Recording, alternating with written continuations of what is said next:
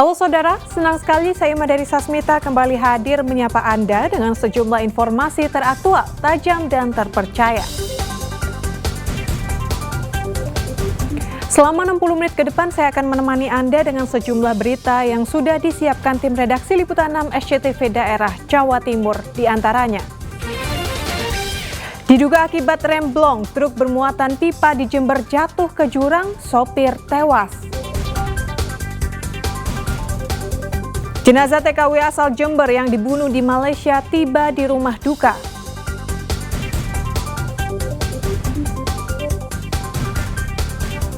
Serunya berwisata sembari menikmati anggur yang dipetik langsung dari pohonnya di Blitar.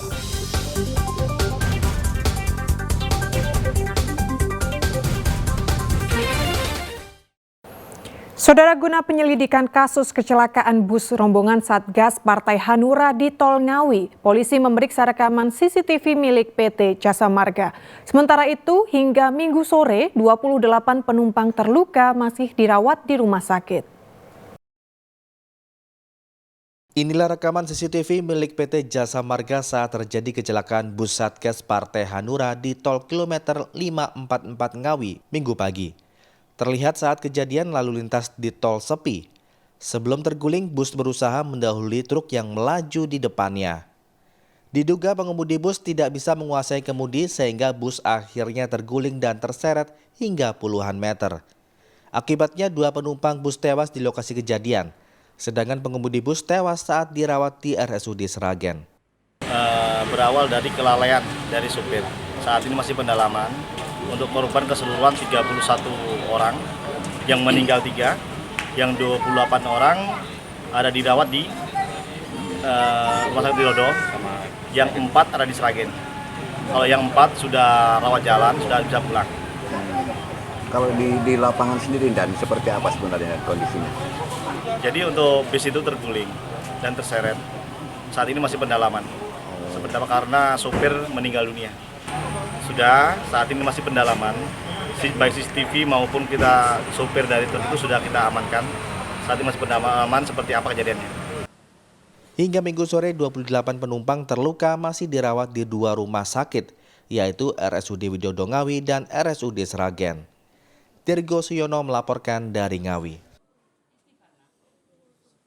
Saudara, truk bermuatan pipa paralon terjun ke jurang sedalam 50 meter di jalur pegunungan Gumitir, Jember. Diduga karena remblong. Akibat kecelakaan, sopir tewas di lokasi kejadian. Evakuasi korban dari dasar jurang berlangsung dramatis.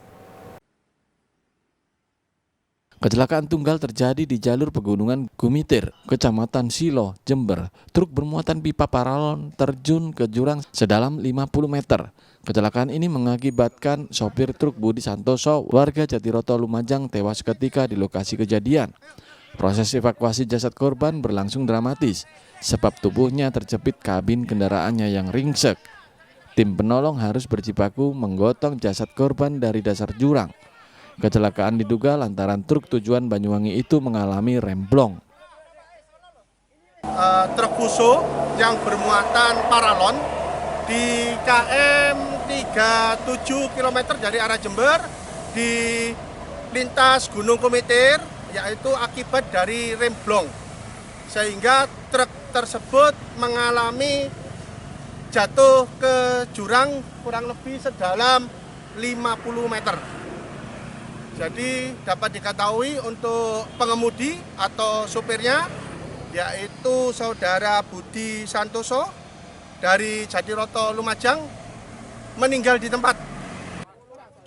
Peristiwa kecelakaan ini masih dalam penyelidikan Satlantas Polres Jember. Jenazah korban selanjutnya dibawa ke klinik Puspa Medika Garahan untuk diautopsi. Tommy Iskandar melaporkan dari Jember. Saudara, diduga tidak memperhatikan situasi saat melintas di perlintasan tanpa palang pintu, mobil pikap di Tulungagung tersambar kereta api Malabar. Akibatnya sopir pikap terluka.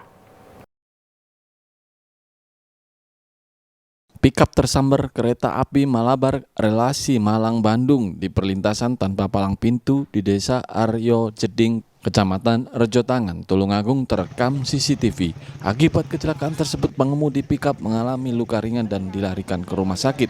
Kecelakaan bermula ketika mobil yang dikemudikan Anwar hendak melintasi perlintasan kereta.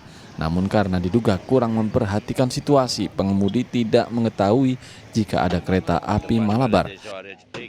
Grand Max yang dikendarai oleh saudara A, warga Aryo Jeding, berjalan dari arah selatan hendak melintas rel kereta api tanpa palang pintu ke arah utara.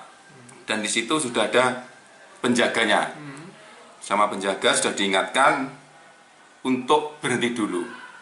Tapi dihiraukan oleh pengemudi A tadi, dia tetap melintasi rel kereta api tanpa palang pintu tersebut.